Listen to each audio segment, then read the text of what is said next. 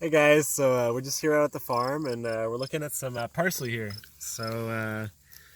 We've actually been harvesting this like crazy, and I just want to show you guys how it works. So like when I harvest this back, I mainly have to leave the leaves that I'm showing you intact.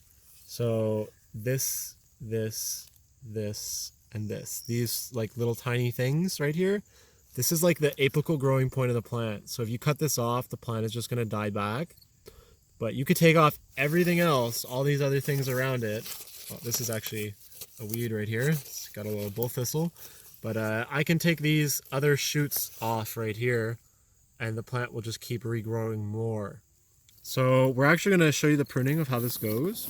So I do this with my fingers. I basically just pinch off the stems that I consider to be kind of excess, leaving the apical growing points intact here. And that's basically what we're looking at for a harvested plant.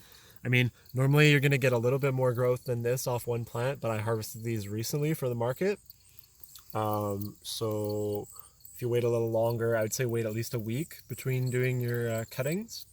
But if you look at this guy, that's like basically a harvested out plant. And if you see these dead stems, that's where I came in earlier to harvest. It's actually not good to leave this much extra stem. I just did it because I was probably in a rush when I came. But if you have time to clean this up, it's actually better for the health of your plant. And will that continue to grow? Yeah, so that's going to be grown back in about a week. That'll look something like this.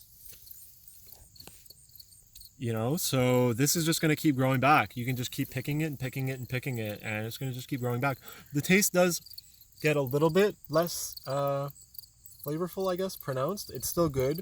But it's a little bit faded, I guess, after a while. But we're on like our 14th cut, and we're just still producing this stuff.